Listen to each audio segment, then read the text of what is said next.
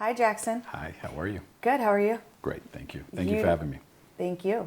You are the first male on this podcast, so there's a lot of pressure coming your way. I feel it. I've been watching the episodes, and I knew when my time was up. I need to represent the males in Chicago, and so I'm hoping I could do a good job of it. It's your time. It's my time. So I've known you since I've been about 19 or 20.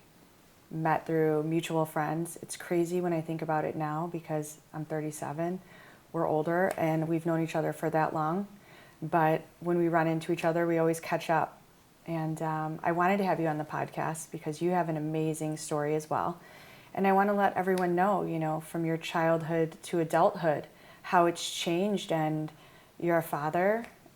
Yes. You've had Father many to two careers. Beautiful girls, yeah. Many careers. Yeah. I think what they call like a serial entrepreneur is, what they term it. So yes, I've had many different directions in life, but they've been beautiful to lead me to where I am, as you mentioned, with my family and my daughter. So it's been a fun journey. Yeah, and a hard worker that have done many things. So explain to people where you are from, where you came from. I know you came from nothing as well, and how you became successful now.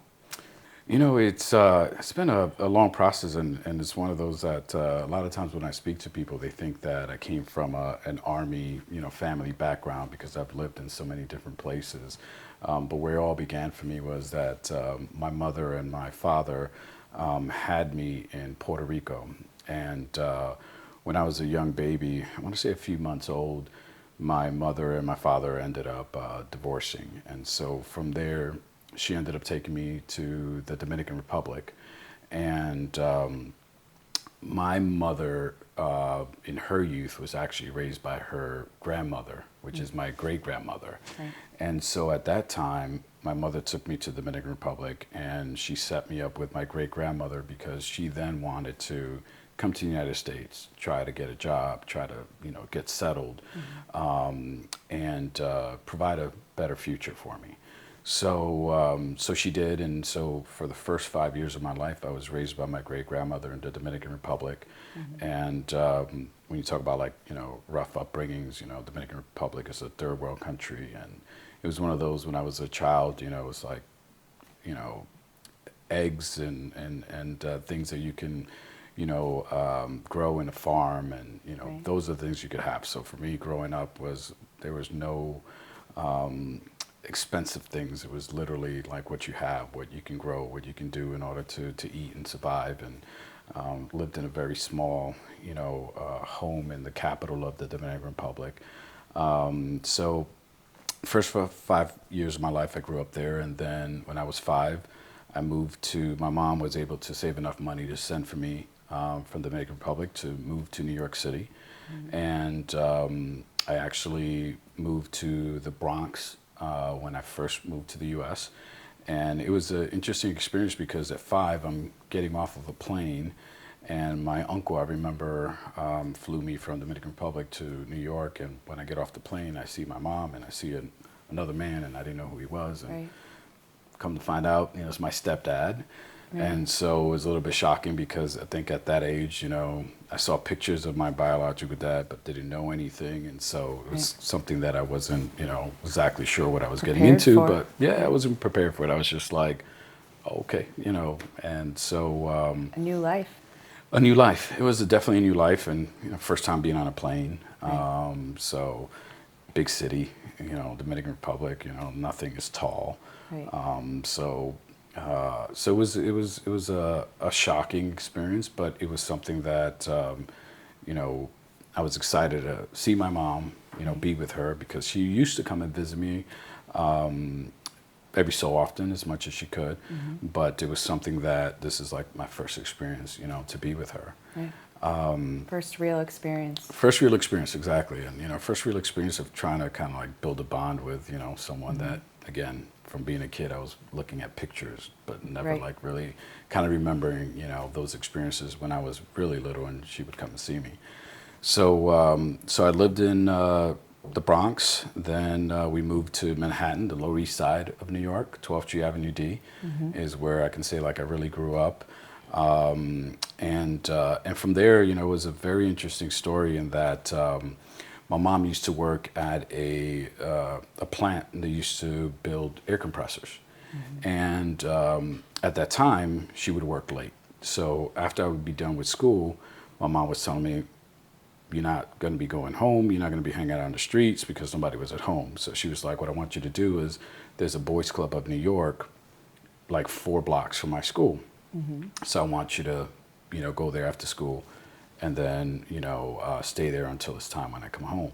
Right. So I would do that. And during my time at the boys club, the most beautiful thing happened in what they have as a program, and I hope they still do, but I'm not exactly sure. So at the time, they would give underprivileged kids from the Lower East Side of New York, in that area where I was, an opportunity to take like an SAT type test.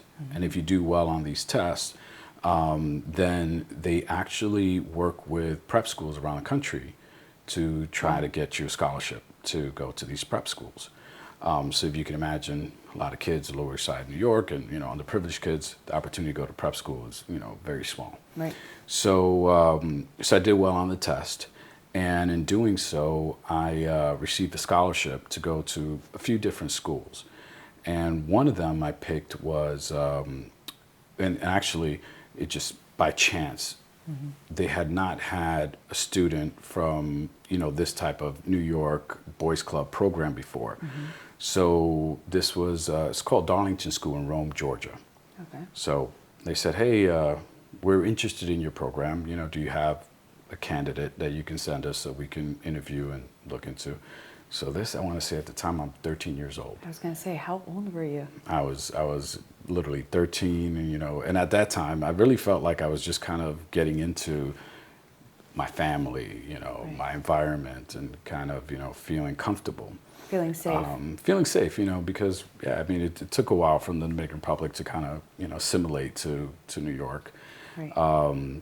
And so I ended up going on this visit, and I went to the school, and so they paid for me to fly down there. I fly down to Georgia, and I remember getting to the campus, and there's trees, and there's a pond, and it's like, I felt like I was in a movie. Right. It was like so different than New York or Dominican. Very different than both. New York's concrete jungle Right. compared to seeing all these trees and just having nature. And Yeah. so it was very beautiful, and I fell in love as soon as I got there. So I had a great weekend, went back home, and then I said to my mom and I said to the boys club, I was like, loved it. I want to go. Right. So the school actually spoke to the boys club and said, hey, we had a great time with Jackson. We would love to have him. So I got offered a full scholarship to go to the school. Wow. At 13? At 13, yeah. And by the way, at that time, I'm aging myself, but I want to say this was, 1980, let's say probably about 87 or so. Okay. So I'm like, I'm going to school. Right. I'm excited, and what I was going to say is it's $28,000 to go to this prep school. So you got a scholarship, full ride? Full ride. Wow. And this school had kids from Europe, from Japan, you name it, all around the world. So they had kids that lived in Rome, and then kids that were staying on campus that are dorm students. Right. So get the scholarship. I go home and tell my mom, like, hey, I'm going. I'm all excited. And then right before I'm to go, I say to my mom, you know what? I'm not going to go. Why didn't you want to go? All the feelings of like, I'm just getting to be comfortable with my family, my everything. I just said to her, I said, I have you, I have my family, I have all my friends here. You felt safe, yeah. Yeah, it's just like, you're literally sending me away again. In the back of my mind, I'm like, I'm being sent away again. Mm-hmm. So my mom said something to me that, really stuck with me. But, as you get older and you become a parent, you realize, the wisdom, of some of the things your parents say to you.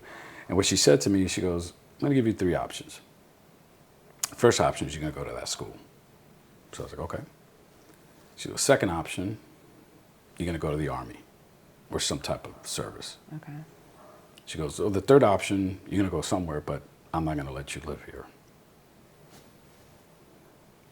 I was like, really? I was like, wait, what do you mean? Right. So she goes to me, you have an amazing opportunity. The last thing I'm going to let you do It's wasted. is waste it. Because you feel like your friends, you feel like your family's here. Your family's always going to be here. This is an opportunity you can't give up. So those are going to be options. So I was like, okay. So thought about it, and it didn't take me too long. Right. And so I decided, like, okay, I'm going to do this, and I'm going to go. Again, a beautiful, amazing school. 13, Jackson, right? 14 now. 14, So but when still. I first went to visit, 14, freshman in high school. Okay.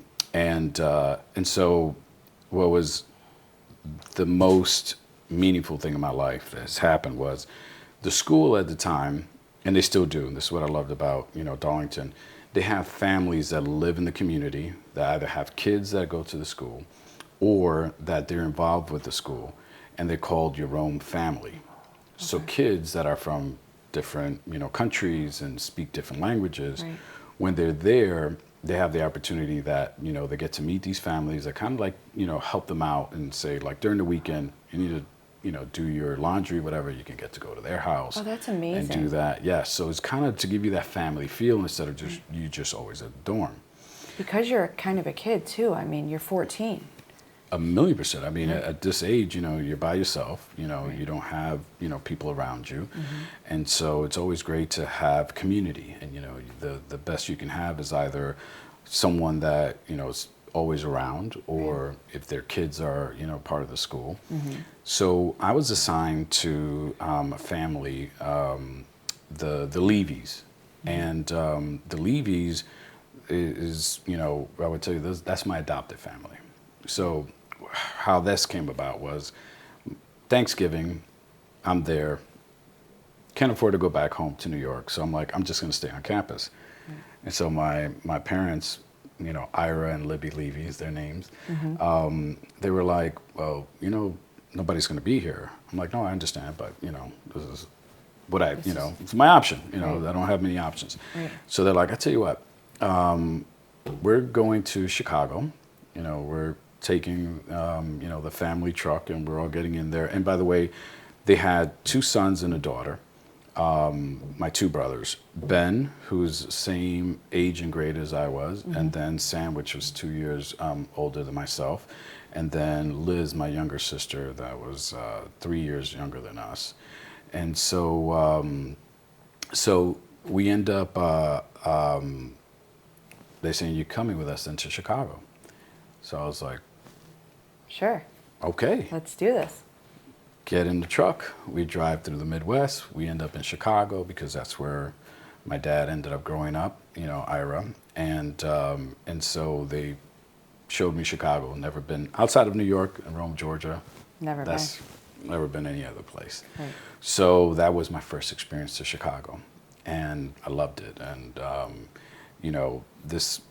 these guys like introduced me to their family that lived up here, and it was one of those things where I was like, it was just so amazing. So that's truly who felt like your family at the time, your adopted family. At the time, so I say adopted because this happened over the years, but it started with just that simple gesture of, Come with us. what can we do for you? Like, how can we help you?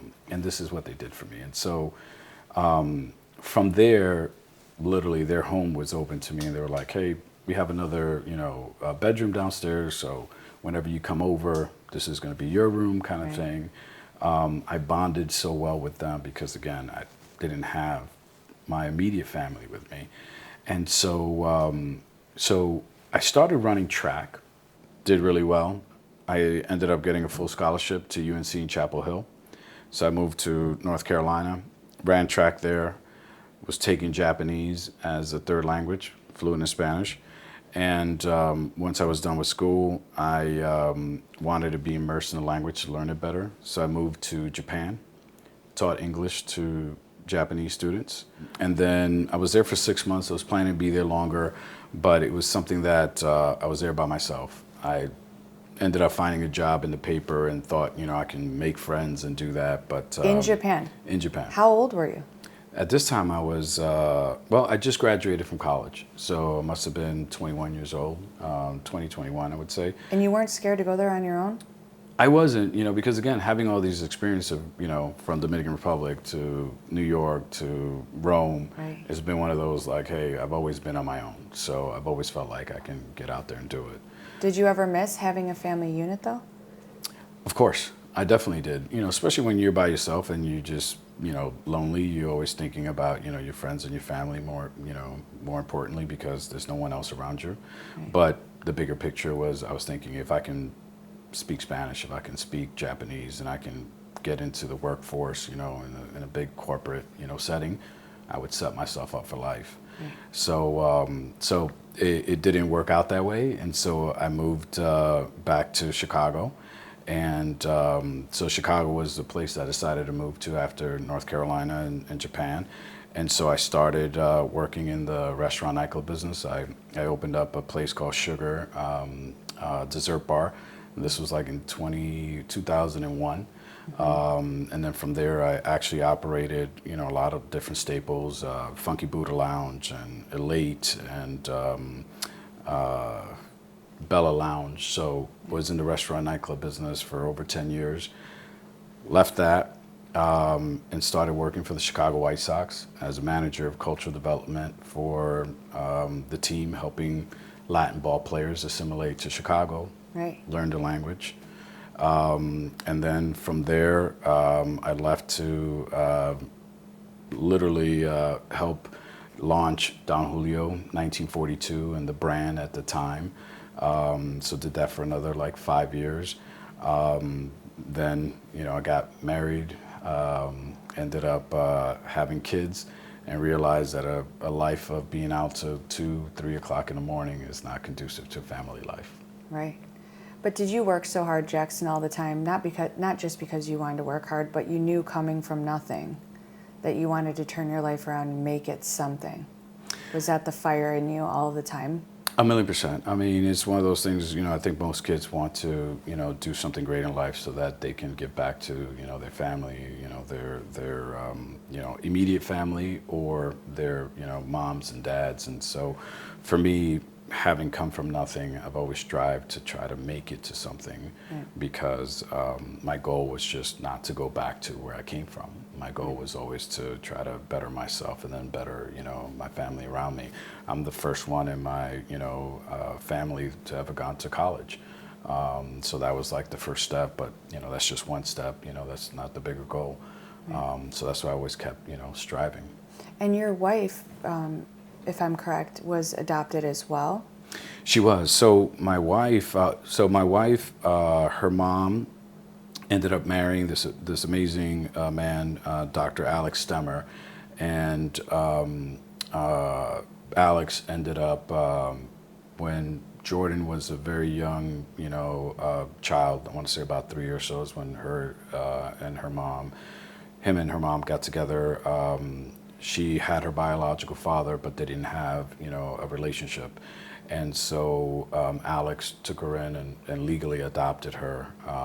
And so then, she took on the name and literally her biological father was not in her life.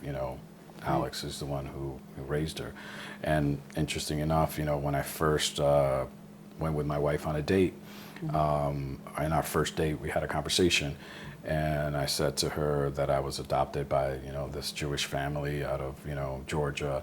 And when she heard that, she was like, "Did my friends put you up to this?" And I was like, "Well, what do you mean?" And she Right. said, "Well, I was adopted by a Jewish father." And so I was like, what are the chances? So she's Mexican American and, I'm Puerto Rican American. And so I was like, what are the chances that the two of us, Hispanics, have been adopted by, this Jewish family. Jewish family. And so that was like the start to me where I said like, there's no way, that I could have met someone, with similarities like I have and not, want to continue wherever this path goes. Right. And it was kind of meant to be. Definitely meant to be. And then when I've had conversations with you, I always admire you because of your family unit now, but also what you tell me, but also that you instill in your kids the work ethic that you've had, because now you're able to give your children everything. You and your wife are able to do that, but to always remind them that hard work is what you have to do to get things. Very much so. And I think in today's day and age, this is relatable. And, eggs are expensive, right? Orange juice is expensive. So I'll give you an example. My youngest daughter loves orange juice, but she'll go and pour herself like a big glass of orange juice. And then, she doesn't drink the whole thing. So I'm like, whoa, whoa, whoa. Do you know how much that costs? Right. No. You pour yourself what you're going to drink. And then if you want more, then you'll go get more. Right. But we're not wasting. And so, I think the youth, in the sense these kids, what they see on TV or, what they hear, it's like, anything is expendable. Right. And so for me, it's one of those, growing up not having these things, I was able to learn what the value of it is. And so for my daughters, I'm fortunate that my wife and I are able to afford them the things that they want. More so, let's say, need. As far as want, that's something that, we just don't want to give it to them because they want it. One, you got to earn it. But then two, is one of those things that for them, they just understand that, you're not, whatever you get fed, you're going to eat that food. You're not just going to throw it away. It's not going to be something to waste because, Right. again, there's people that, wish they had it. I wish I had the meals that they're having now when I was a kid. So it's definitely trying to teach them, values that I learned when I was a kid because I didn't have it, Right. but they have the opportunity to, have it whenever they want. And so I want to teach them, how it is to, live a life where it's not, just given to you. Right. You got to earn it. You got to earn it. That's right. And then you also know that, like, you've told me before how much love that you show them, because as a child, when you don't have that immediate family there to support you and you're kind of on your own, your daughters have both you and your wife present. And so you show them the love that you weren't given, really. It's one of those. My biological father was not around, and when I did meet him, he would pick me up, drop me off at his girlfriend's house with her kids, and I would just hang out there. He'd do his thing, come back home, so I wouldn't even see him. I wanted that, like, oh my God, this is my father, and I never got any love from him. I never got, I love you. I never got any of those things. And so I always was looking for that, and never was getting phone calls or anything from him, even when I was in college, until I did really well in things. And it was like, oh, hey, how you doing? I heard blah, blah, blah. And so, I think I had my heart broken enough times to, like, then say, okay, now I'm not letting that happen. So one of the things that I want my girls, that I've been teaching them from when they were born, every day I tell them, I love you. No matter what's going on, they always know that. My thing is to them in the morning, at night, whatever it is. And, that example was my daughter had a paper in class, and it said, what does your dad say to you? What does your dad often say to you? I remember that. And she wrote, I love you. And so that to me was like, it's like, that's what I want her to feel, because whether I'm here, whether I'm not here, doesn't matter. You always know that you're loved. So I want them to not search for what I searched for and never found, for them to know that it's here. You have it from me.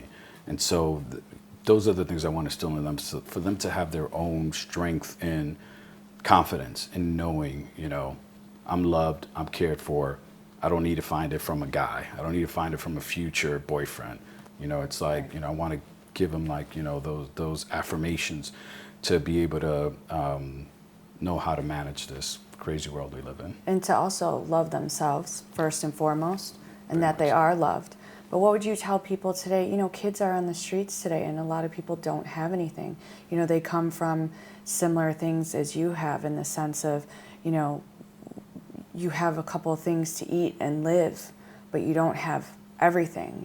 What would you tell the kids today, to find maybe a community or extracurricular activities if they don't have any money or any family to support them?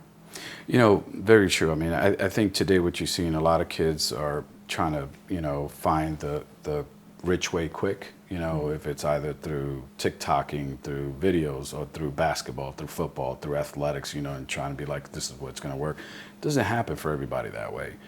The most important thing I would say is, as you were mentioning about community, is surround yourself with people that are going to encourage you, they're going to push you, that you're going to have conversations with, that will, push you and drive you to doing things like myself.